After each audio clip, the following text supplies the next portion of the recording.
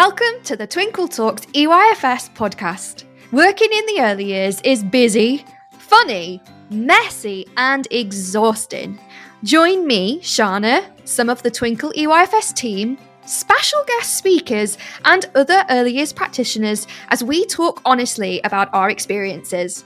Whether you're listening for CPD, on your commute, or to help you relax, Twinkl EYFS will share everything you need to know about all things early years. Hello, lovely listeners. It's Shana here from the Twinkl Talks EYFS podcast with another great episode for you to listen to. How lucky are you?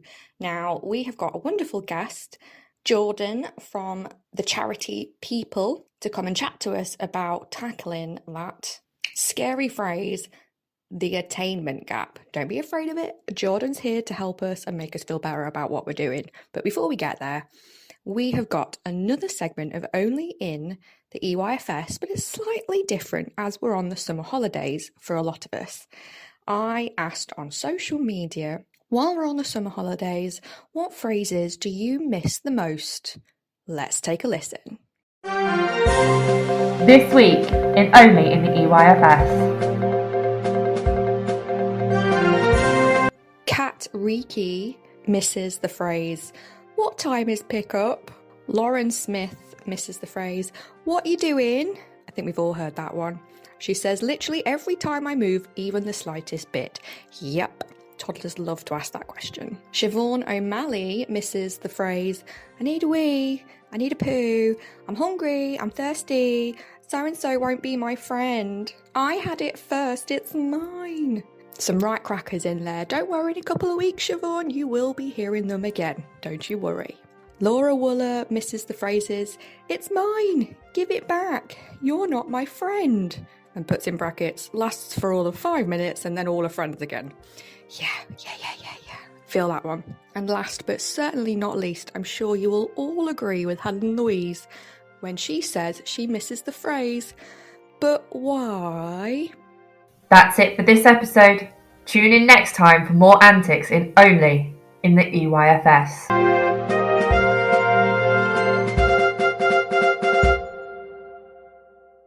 So there we go, a wonderful tongue-in-cheek little segment there. If you had completely forgotten those phrases, you know what? You're welcome. You're welcome for being reminded of those great phrases you always hear in an earlier setting. Now we're going on to our main event where we're going to be talking with Jordan from Peeple about the attainment gap. Now, I know that this is a little bit of something that might be useful for a lot of people, especially at this time of year when we're coming back to work, coming back into a new cohort, and we're finding out information about our families, and we're already being asked to put plans in place to make sure we get our wonderful children where they need to be. So hopefully this will help you. Let's have a chat with Jordan.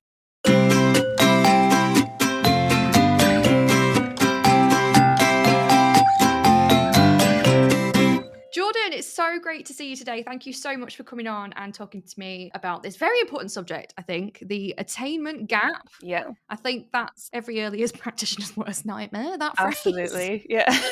But we're gonna make it easier for our listeners. You're gonna give us some advice, we're gonna talk about it, and we're gonna make it less scary, right? Yeah, less scary words and make it more friendly, I think. Yeah. Exactly. Super. So before we get into that though, why don't you tell us about who you are and how people get involved with the education sector and what you do.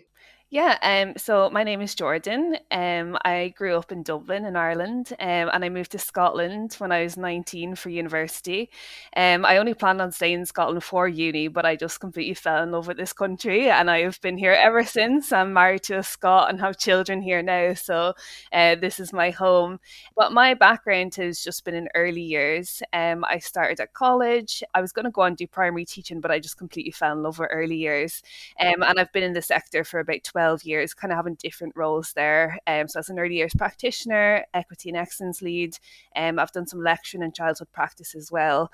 And throughout that time, I actually became trained in Peeple and started delivering some sessions and completely just fell in love with it. So when the job at Peeple came up about a year ago, I had to apply, and this is where I've been ever since. So like that, the organization itself is an evidence-based training program, and like that, it helps to close the attainment gap. So like that's what we'll speak about today. And like you said, it can be a bit of a scary word or a big word for a lot of people, and it is quite complex. But hopefully what I can talk about today is making it a bit more normal and how we see it in everyday practice and how we can use that. So hopefully it'll be a bit clearer by the end, I hope. Oh, I have no doubt. I have no doubt, because I feel like it's one of those things that is just so big, isn't it? Like, yeah, you could talk about it for hours as well.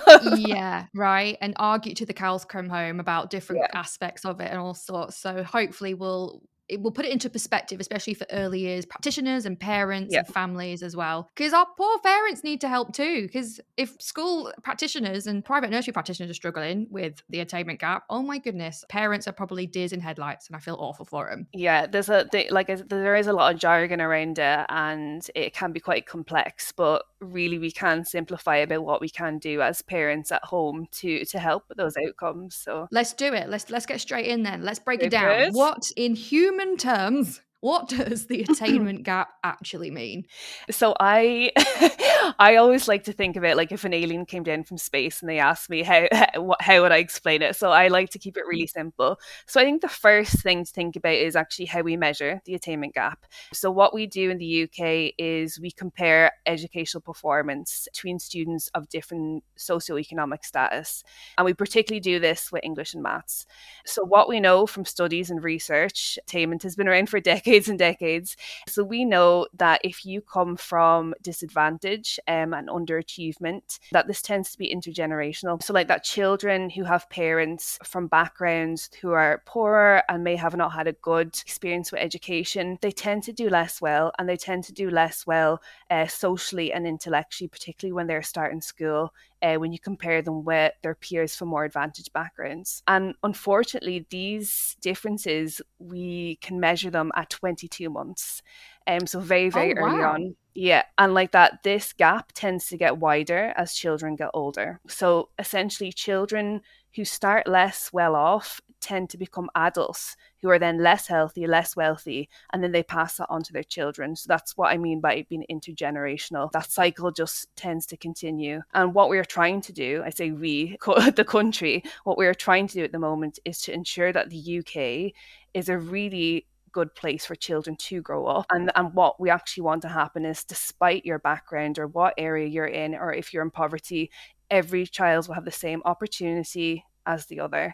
But like we say, that is very complex, and there is quite a lot of challenges around that. But that is essentially what it is. We want every child to have the best start in life, which means having the same opportunities as each other. And that is essentially what attainment means. And for us as practitioners, teachers and parents, there's a lot that we can do to help close that gap. There's a lot of pressure on education to do it. Yes. But like I said, I work with families and parents as to what they can do to help close that gap and have better outcomes for their children. Yeah. And you were saying about closing that gap between advantaged and disadvantaged children. Can you give some examples of what maybe different types of disadvantage our children face? Absolutely. So I think initially when people think of disadvantage, they think initially we think of poverty, so more or less affluent backgrounds. But there's lots of factors to that as well. We see different cultures, people who come here with English as a second language. I mean, you can imagine first off, bilingual children coming in, they're not going to have the same level of English communication as their Scottish or English peers, of course. Also, families who have a disability at home as well. That's a huge cost factor and things like that. And we're obviously in the midst of an energy crisis right now, cost of living crisis. So like that has a huge impact on finances and like that, the opportunities that you can provide for your children when you have those extra stresses at home. So there's lots of factors that go on behind the scenes that will actually put you in disadvantage. But like that, the biggest one we tend to find is that it is parents who have not had a great experience of education. And like that, education's changed so dramatically, like even since I was at school. But like that, if you don't have that good experience, you're not going to really pass it down, or you may not see the value, something like reading stories at a young age. And like that, it's up to us to really try and change that view and help parents and empower them that they can change that cycle with their own children. Yeah, it's what's going on in my head is a lot of breaking the cycle, isn't it? And changing attitudes, changing opportunities for our families, so that, like you say, not just the children have access to this, but also our families and our parents who may have had a bad experience at school or even in life. Because let's be honest, things happen. Poverty affects the families just as much as the children. Abuse, traumatic events that all have an impact on the families as well as the children. And it's our hope, I think, especially in early years, I think we do that really well, is helping the whole team. Absolutely, it's so important. And like that, like when we think about disadvantages, we tend to think of something you're born into that can never change. But also, some people can have a great start but then experience disadvantage for a short time. And like that, one something I'll go on to talk about a bit later on is support for mums. So becoming a mum is very difficult, but it's also a really crucial time for babies. And we know that attachment is very important. So being able to provide mums with mental health problems very early on, picking them up early on, is going to have a huge impact on those children later on. If you have parents who are struggling with attachment, you need to go in and support them very, very early on. And like that can be a very temporary thing. And like that, but it's just about putting that support in place and putting it in early. Yeah. And you know what, I think something that's really important to point out is that any child and any family will at some point, or can at some point, need support with attainment. Because like you say, it's not just, oh, you're born into a disadvantaged background, so you're always going to be on the back step. You might come from a well-off family and then cancer hits your family. Yeah. Yes. Yeah. Anything that affects, your immediate support system is going to have a huge impact. And like that, it can be temporary, it can be long term. Like that, we've seen in the pandemic. I mean, some children actually thrived throughout that period. Not a lot, but some children actually did. And then for others, it was very detrimental and set us back. And like that has contributed to widening the gap even further. But it really depends on, like I said, where you are, where your support system is, and what has happened during that time. Some families lost their jobs and had a huge financial impact on their families. Some people were able to then work from home and spend more time with their children. So like that, it's all kind of relative into what we're dealing with at the time, isn't it? Yeah, absolutely. And like you say, so much has changed over these past couple of years. It's Yeah. been a bit like, whoa, how much more are we going to be thrown? It's okay, we can totally do this. But this is why, people like you are here, so that we can, support as many people together as possible. So I'm just thinking about where we are at the minute. Families and practitioners are getting ready for the new school year. We're going to be getting to know each other. So what kind of things, on the front line as it were, what kind of things can practitioners look out for in the classroom to spot perhaps a potential disadvantage?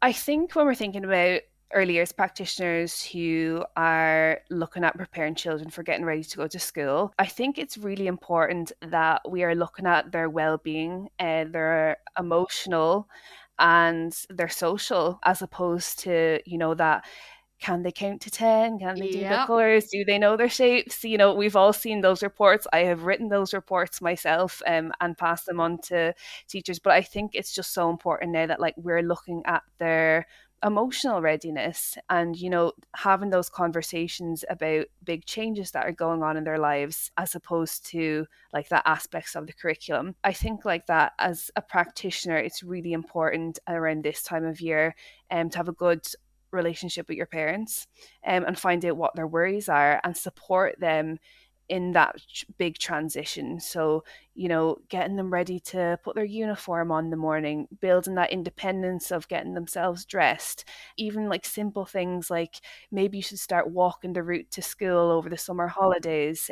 So that's not a big scary thing. Or, if you're going to take the bus, whatever it may be, thinking about what parents are maybe worried about and giving them tips on how they can make that transition a bit easier. And that, it's very much, I think, around the child's well-being, and that they want to feel safe and secure when they go go into school. And if they have that safety and security, then all those other aspects of the curriculum, writing their name and counting, will follow. But like that, I think as a practitioner on the front line, they need to think about that emotional well-being, because I think if that's in place, then everything else in our curriculum will follow quite nicely. But Absolutely. that's the most important, I feel. Yeah, and do you know what? I think all of us early years educators feel that. I think we're all on the same wavelength on that, and that's what makes our key stage really unique. I think we've got that holistic view really ingrained into everything we do. Yeah. And I think we have such a unique opportunity, especially like in June, July, and then over the summer and in September. The way that early years children and families enter schools is very different than, say, a year 3 child going into a year 4 classroom. Like, we do open days where the families come in July. We'll do transition. We'll do home visits, which I think are absolutely vital. They're so In valuable. early years, they're so valuable because obviously for the practitioners, you get to, see the child thrive in their home environment. You get to meet the parents comfortably in their own space, and you just get to have a chat and see them. But also on the other side of that, it is that family's safe space. It's just that little relationship build straight away, straight from the off, before they even get into the school setting. It's like, hey, we're here for you. Literally, we're meeting you where you are at, literally. Yeah. So it's developing that kind of relationship from the off and making that safe space. Because I think one of the things that I found difficult as a practitioner was maybe perhaps parents being too scared to tell me where they're at. Yeah.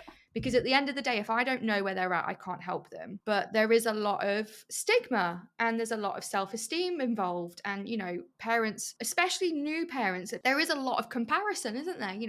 They'll go to their friend's house and their baby's walking before my baby's walking. Oh, it's terrifying. Isn't it? Right? Yeah. And there's a lot of pressure. And maybe historically, it might have been the case that, schools have certain expectations of where they need to be, and there is still a need for that, some of it necessarily, but it's definitely more we're meeting the children where they're at now.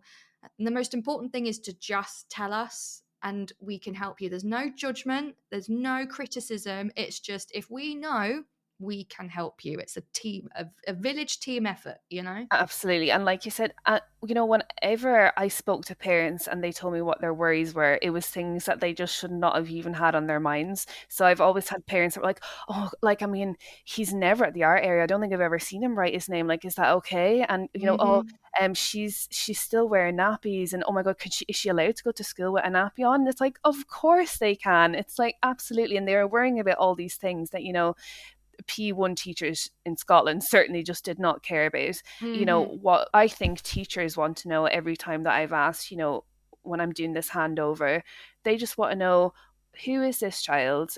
What are they like as a learner? What do they like to do? They want to know their interests. They want to know how they can support them. And like that, knowing where they're at, knowing what the parents' worries are. But it's certainly not like, can they count? Can they write their name? Nothing like that. And like that, when parents tell us these things, it's always like, really, that's been the worry? Because that's not what we need to worry about.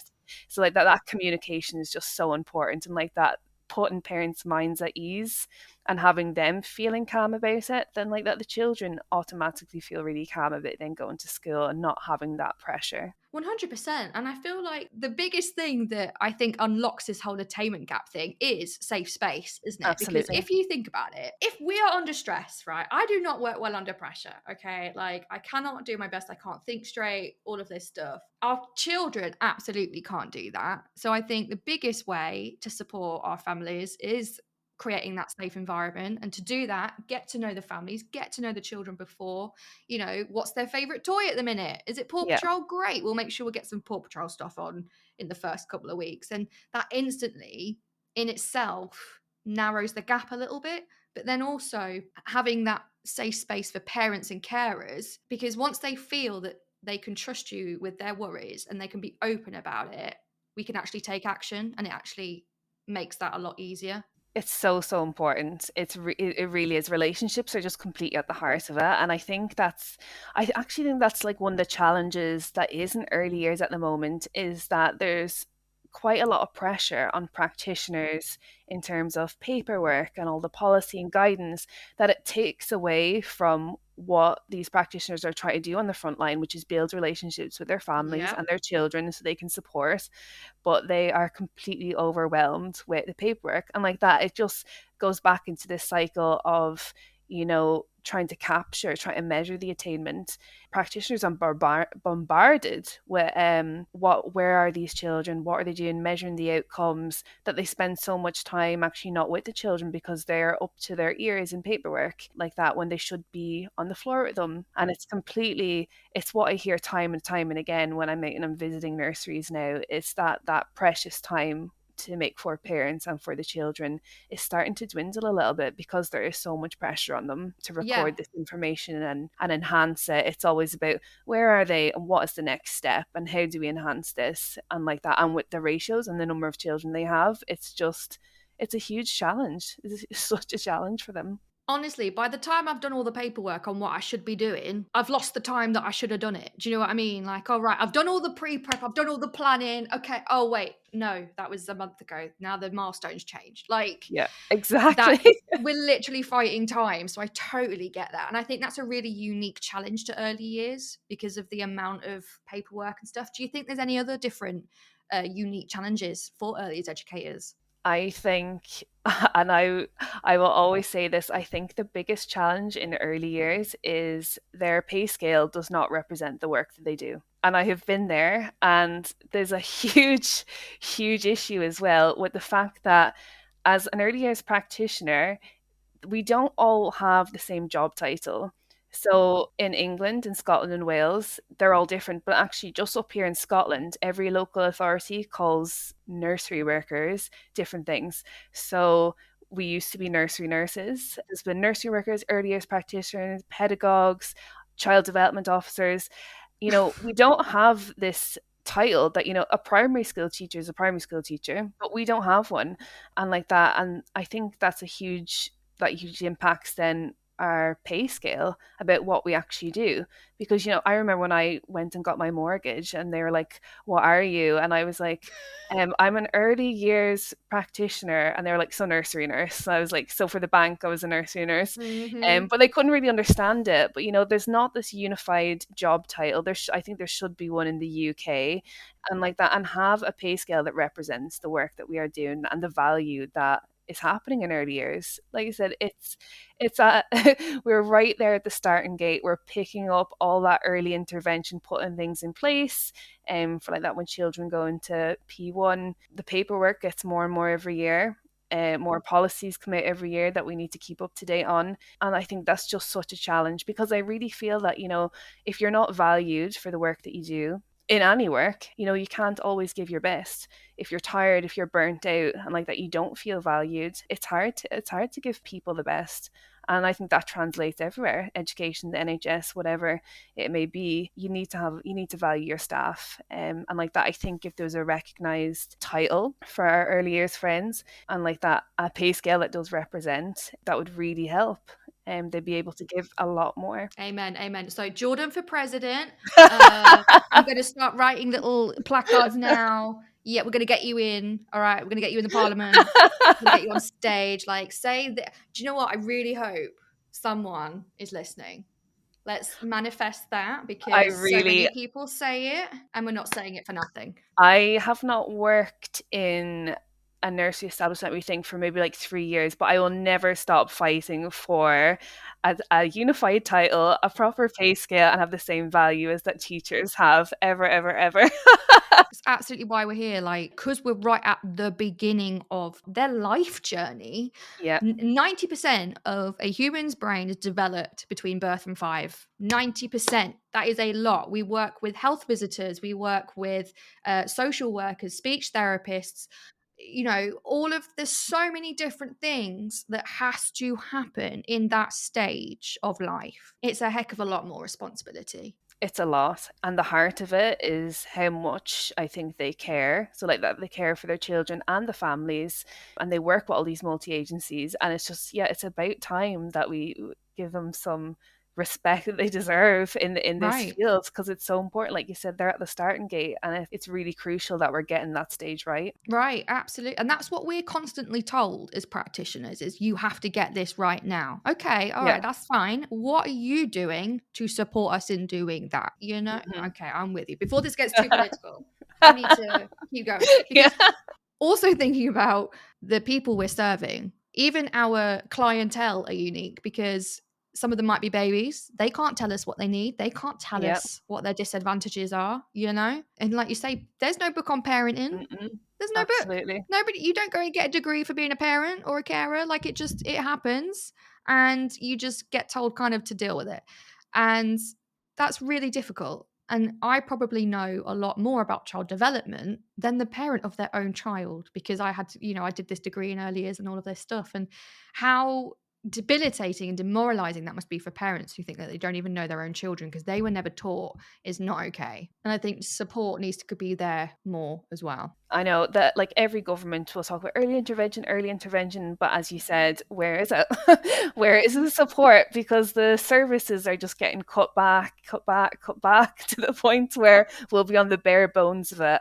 And we can't have that. It's just far too important. If we want to close this gap and have all of these opportunities for the children given the best start, then we need to go back there and put that support in place. Give us the Absolutely. funding, please. Absolutely.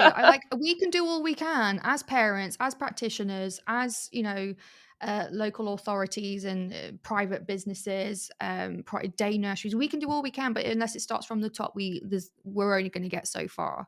And I'm sure, I know I've seen the impact already, but what impact have you seen on these challenges for everybody involved? Oh, God, where do you even start? I think one of the biggest impacts, well, I think if you think about the last few years, we have had a global pandemic and then we jumped straight into a cost of living crisis. And there was no space in between that. It just happened overnight. And in particular for early years staff, they were on the front line of all of it. So they were in those nurseries, working in the hubs. So it never stopped for them. And like that, we've jumped from one to another. And I think there is a massive staff burnout. And I really believe that, like we just said, you need to look after your staff. Their well-being is really important. And if it is, then that will flow down to who they're working with, so their children, their families. And, if you look at like in any earlier setting, they'll all follow maybe a different theorist that they like Froebel, Montessori, Erickson, wherever it may be. But all of these childhood theorists have a similar commonality, which is that you must have a quality learning and quality teaching environment for children to thrive. Now, you can't have that if your staff are burnt out and Right. they're overworked.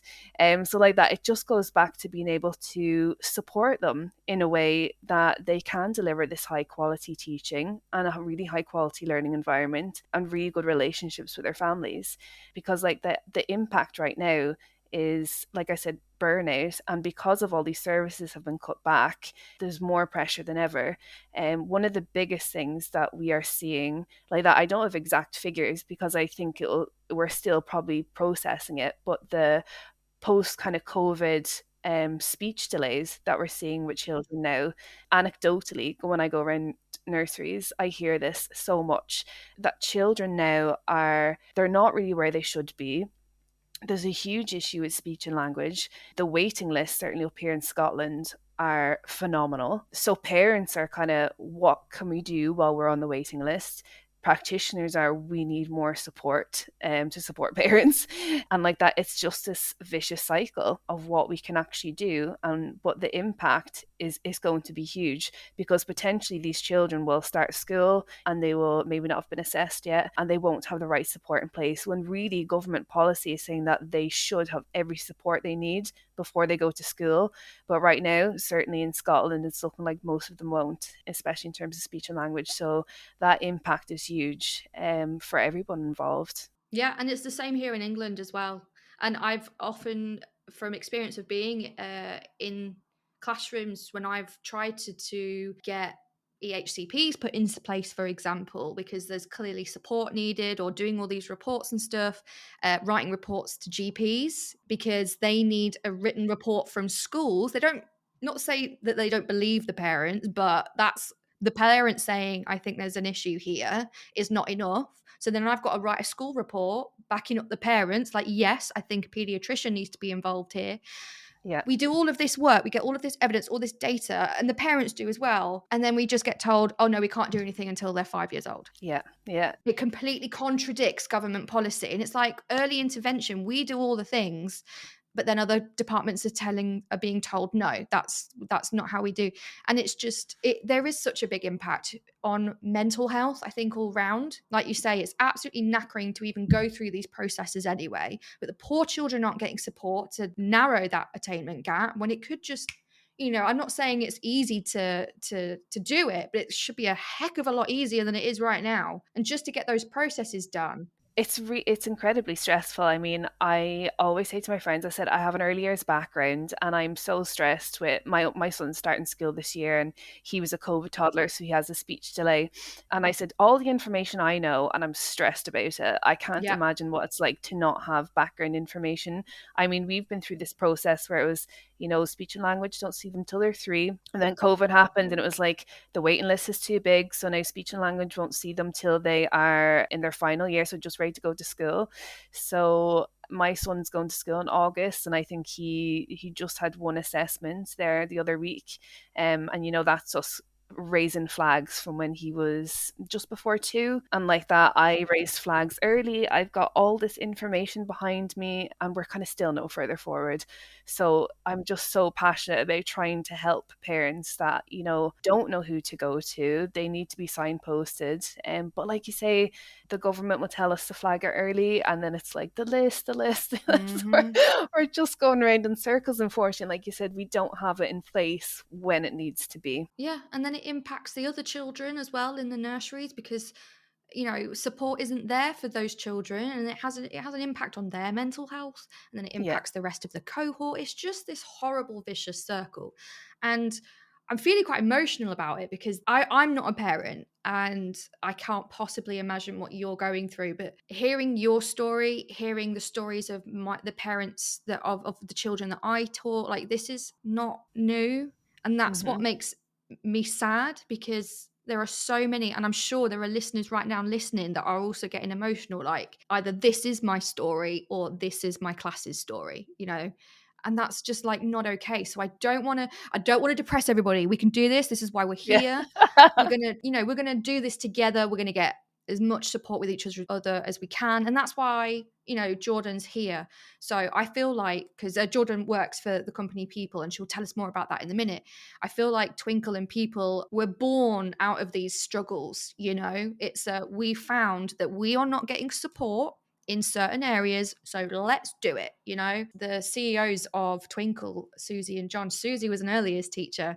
I talk to her all the time, and we talk about stuff about early years and what our customers need and what early years practitioners need, because there's a gap here. Can we fill it? Can we help? The Twinkl was born from teachers. Absolutely. Yeah. And we understand and we get it, and we're constantly trying to think of new ways. We do planning, we do assessment. We've got AI now, Jordan. I'm terrified. No, it's I'm not gonna lie, it's great, but it can literally write your report for you. We've got this AI thing, like ChatGPT, whatever it's. That is amazing. But you should try it, because it's like put your boy's name in and just see what happens, because it's amazing. But it's because we can see the documentation is too much, like it's taking too much time away from the children. Let's help our practitioners. We do games, resources, activities, the lot, and I know people do that too. What kind of things do you guys do? Because you've seen this attainment gap and you've thought, right, let's do what we can. What do you guys do?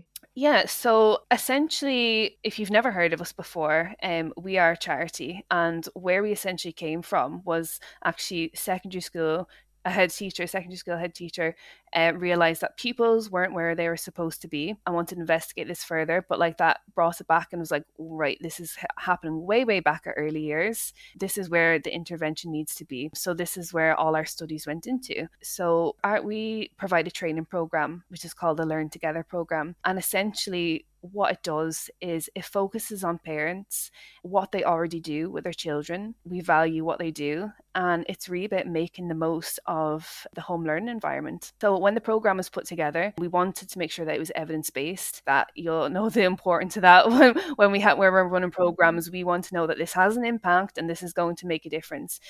So we've got 2 big studies like that, which you can find on our website. I'll not go into too much detail about them just now and take up all our time. But essentially, one of the studies was done over 5 months. And what the program found was it actually made an additional 2 months progress for child literacy. And like that had huge implications for parents and their confidence and what they were able to do at home with their children.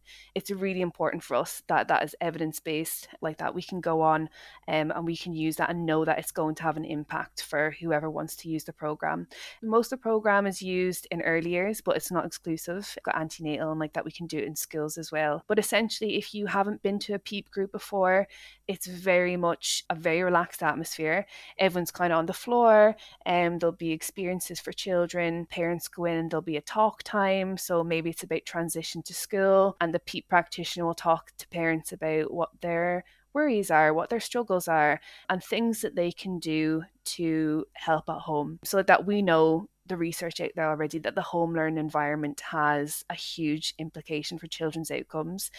So anyone listening who's not really familiar with the home environment, go and look at the EPSI study or Growing Up in Scotland, 2 really good studies about why the home learning environment is really important. But essentially what we are doing in our sessions is we show parents, so we'll provide an experience maybe of what to do with your children in terms of literacy, maths, whatever. We have 74 topics in total, so there's really everything there for you. And then what we do is we call them our tadas. It's things to do at home that we'll then give to the parents. And then over the next week, they will try something out, and then they will come back and tell us how they got on. But really the key message is about having the value on parents that they are the expert in their own child, not us. They are, that they might just need a bit more support in terms of making those links with child development.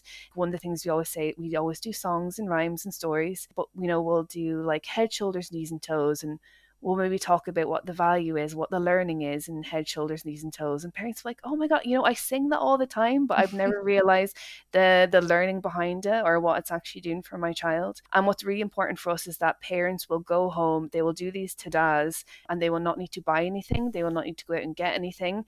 It is about everyday experiences. So like that, if you're out for a walk with your child, or you're getting them to help you do the shopping and counting and weighing, all sorts of things, it's really, really important for us that there's no cost involved, because like that, especially in this day and age, it's just a nightmare. But it really is just about building up confidence in parents and empowering them. Like I said, they are the expert, and what they will do with their children is making a huge difference already. But by coming to PEEP groups, it will make even more of a difference, because they'll have a bit more awareness of their everyday conversations and everyday things that they're doing. And sometimes, I always say they just need like a gentle reminder, because sometimes I do as well. Sometimes I'm in a rush when I come in with the shopping and I fling it in, and sometimes I'm like, maybe let the 4-year-old do this, and maybe let them count what's there, Jordan. Yeah. And like that, it's really important to not come across as an expert, because I have years and years and years experience, but I have 2 children, and sometimes I'm like, oh my goodness, what am I doing? I am winging it. And it's just, when I delivered sessions, I just loved it, because we're all in the same boat. Like you said, we all have similar stories.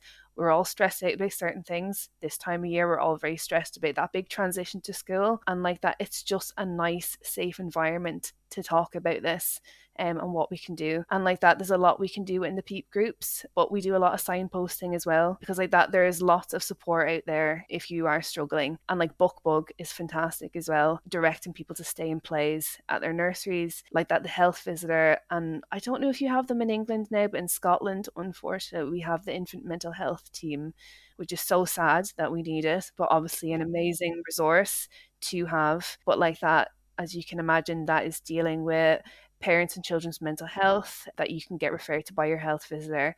And it's run by child psychiatrists, child psychologists, early years practitioners as well. We have them in every NHS health board up here, only in the last 3 or 4 years really, which is why I'm not sure if you have it in England.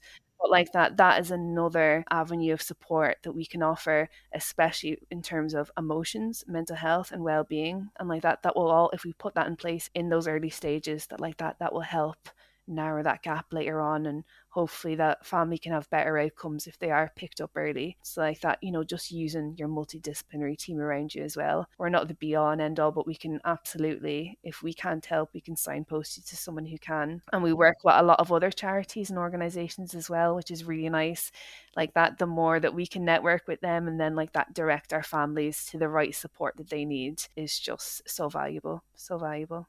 I just think it's vital in early years, and that just kind of encompasses what it's all about, isn't it? Whether you're in a school, in a classroom, at home, whether you're a social worker, it doesn't matter. It takes a village to raise a child. I know I've said that before, but Absolutely, it yes. just, the more we all help each other, the better it's going to get for everyone. Yeah. And I think people do that really well in creating that community and bridging that gap between parents and practitioners, and being able to develop those relationships and support each other. And I just think that's great. So in terms of practitioners being aware of that, what more can practitioners do in supporting the parents in, home learning, or just communicating their needs, or empowering them, really? What more can we do as educators? I think like that in terms of like if you're in early years, you always want to do everything and help as many people as you can, and Yeah. that is the nature of the job. And sometimes that's just not always possible. But I think like that, familiarizing yourself with areas of support that you can direct families to, and like that, it doesn't need to be Peeple. Like we said, there's so many things. Most people always have book bug. That's really well known as well, the book trust. But like that, providing experiences within your establishment as well, like even something as simple as stay and play, where parents can come in and like that just get to know them a little bit better. And that way, once you build that like solid relationship, then you can find out a little bit more about what those issues are, and like that signpost them or provide something that will help them. Like that, it really is just about knowing your parents. I know we said that at the start, but it just comes back to it. You can't help people that will not ask for it. There's only so much that you can do. And early years in particular put so much pressure on themselves about how many, and like that, people say how many people will come to the PEEP group. And I'm like, even if 2 families are there, that is 2 people that you're helping. Right. And we can only do so much. So don't put so much pressure on yourself. We know what we can offer, and if you can't offer it, I'm sure you can direct them to someone who can. So try, and like I said, there's so much challenges this on practitioners right now. Give yourself a break. You're very good at what you do what you can, but like that, you can only open the door and see how much support you can actually offer. So try not to put too much pressure on yourselves. But like that, we're coming into a time, times are changing, but like that, hopefully we will see a lot more funding and a lot more support in early years, and like that, it will hopefully trickle through then to our families and our youngest learners. Yes, hopefully. And I think it's a really important message about, you're so right, we try and do everything, and that's just not possible. We're human too. It's the nature of the job, isn't it? But sometimes you just have to, absolutely. And I'm thinking now about like our parents and our families and our carers. What would you say to them if they were maybe still quite nervous about forming these relationships with early years educators? I think it's totally normal. I think there's a lot of fear of judgment. I think there's a huge, not so much a gap, but I think sometimes they see you as the expert and they're maybe scared to say, oh, I've not toilet trained them yet. We've not done this, we've not done that. And there's a huge fear of judgment. And I can honestly say to any parent out there, no one will ever judge you for that. It's not in our nature. Teachers, educators, as you say, it's not. We want to help, and many of us don't have children ourselves, so there's only so much that we can offer as a non-parent. Like you said, we know a lot about child development, but we don't know what's actually like at home. We don't know what your circumstances are like, so there's only certain things that we can do. And you can go in, you can ask for advice, and like that, you'll build up that relationship. And sometimes it will work well, sometimes it won't, but like that, it's just about having open communication. But I think for most parents that I speak to, it's probably that like, oh, you're the expert and I'm not. And it's always like, no, no one thinks like that. In fact, it's the role reversal. You are the expert in your own child. We can just offer some of those more kind of child development aspects or things that we've seen over the years when we work with 30 children in one classroom, and that's what we can offer. But like that, it needs to be working together, as you say. Absolutely. I feel empowered and I feel inspired just by listening to you. So this is great. Good. And I know that our listeners are going to do that too, whether they're educators or parents and carers or what. It's brilliant. This is very much needed. Thank you. Thank you. Good. I'm glad. So at the end of every episode, we like to play a little game with our guests. Are you ready to end with a little game? Oh, she's ready. She's ready. Okay.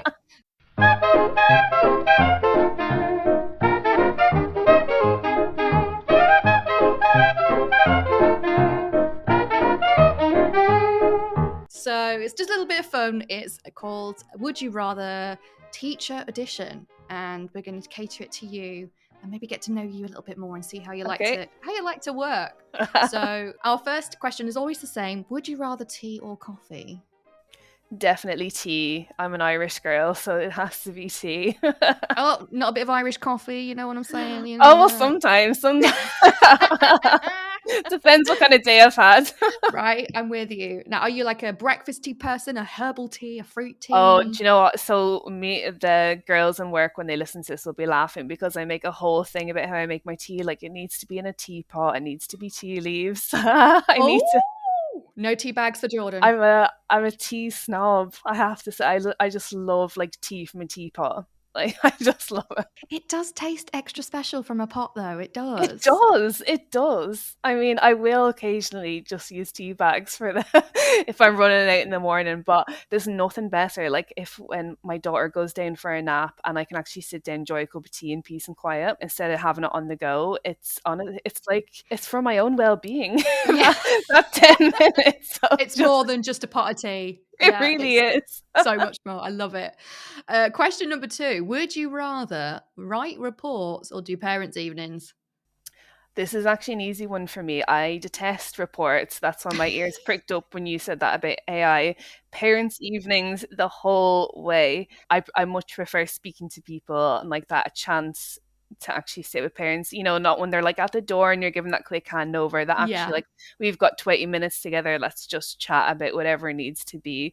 But yeah, the idea of writing a report, oh gosh, I can't bear it. I'm still twitching, and I'm sure some of our listeners are still twitching from the couple of months that have just gone by because it's just been report writing season forever. But I'm stuck between the two because I don't like writing reports. I don't like it. I think they're very impersonal and also very time consuming.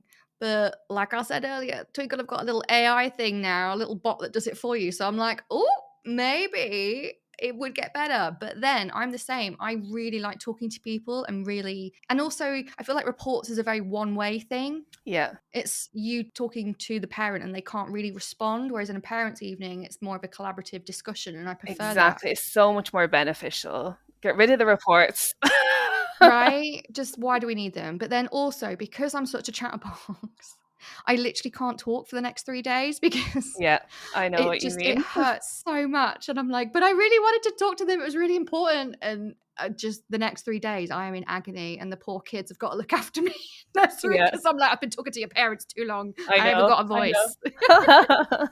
So maybe, I don't know, on the fence on that one, maybe. But I like this last one.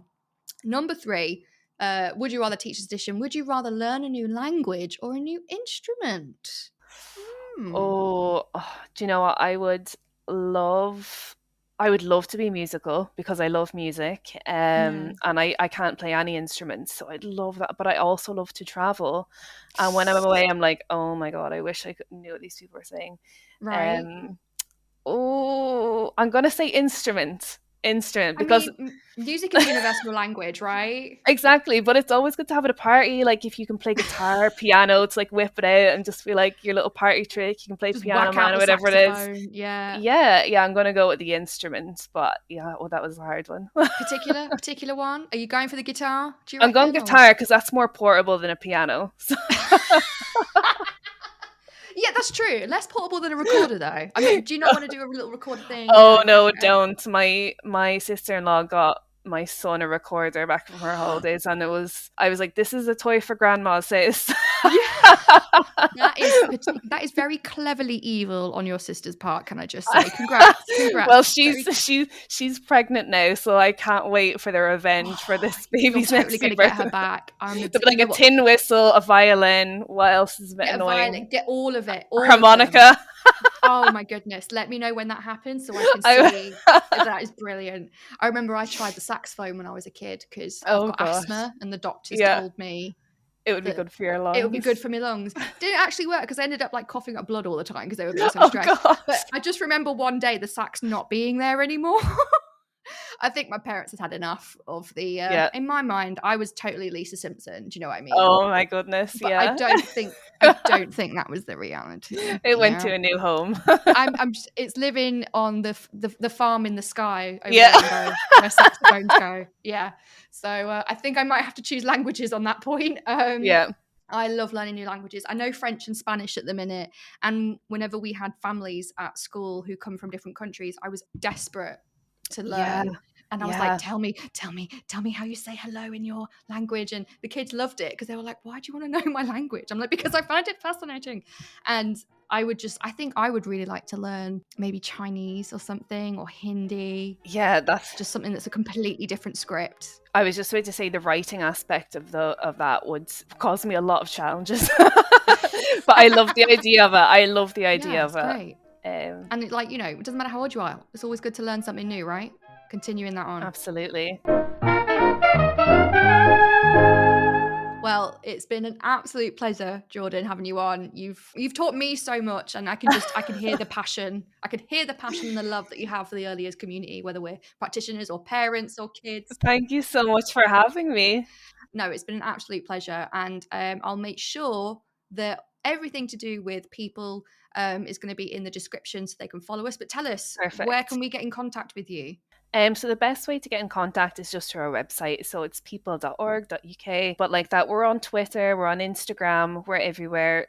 So if you want any more information about either coming to do training with us or even just finding out where your nearest groups are, please don't hesitate to get in touch. And like that, we've got a few things coming up. So if you follow Twitter, Facebook, Instagram, you'll see all the exciting projects that we've got coming. Yeah, I believe you've got Early Communication Matters program for parents coming up. That sounds good. Yes, so this is in the works. Like I said earlier when we were chatting about the kind of speech and language issues at the moment and that huge waiting list for parents and children, we have a program just coming out which is basically our tadas, our activities for families to do at home to support language and development for children like that. It will benefit all children, but children in particular may be waiting to be seen by SLT, so that'll be coming out and it'll just be for parents like that to support them with the knowledge that they need while they're waiting. So once again, something else that'll hopefully make a big difference to our youngest little learners. No, it's brilliant. Thanks for that, and I'll make sure, our lovely listeners can access it. But I'll leave you for now. Thank you so much for joining us. You should probably get back to your little ones now. I've stolen you for too long. You must be going mad. You so much. I know. It's daddy daycare right now. Oh, maybe we could leave dad a little bit, just a little bit of punishment. Yeah. Maybe. Yeah, I like it. Have a great day, Jordan. I'll see you soon. Thank you so much.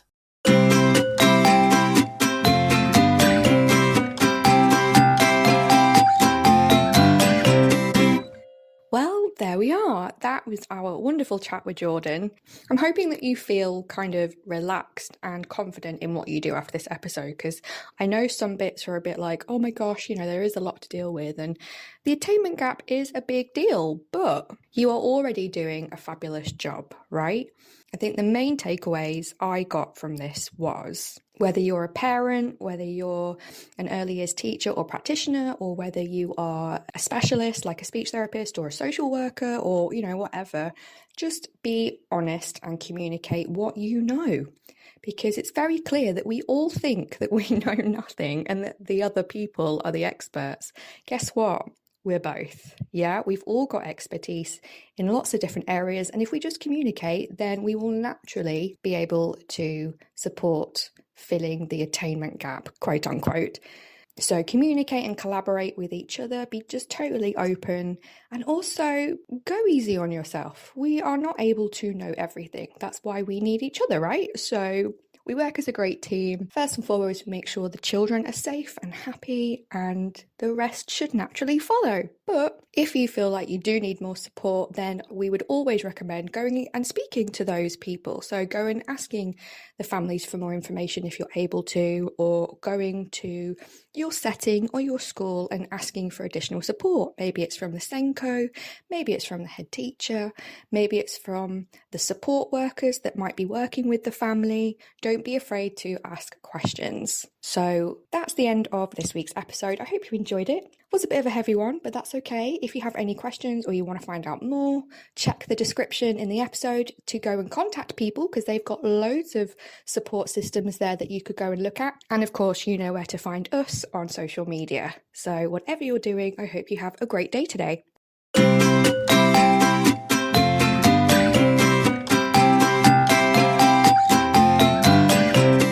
So that's it for today's episode. I hope you really enjoyed it. If you would like to join in or would like to know more, then come and find us on our social media sites. We have a Facebook page, Facebook groups, an Instagram, TikTok, Twitter, Pinterest, and YouTube. All the links of where to find us will be in our podcast description. Come and join the conversation. And whatever you're doing today, I hope you have a great day.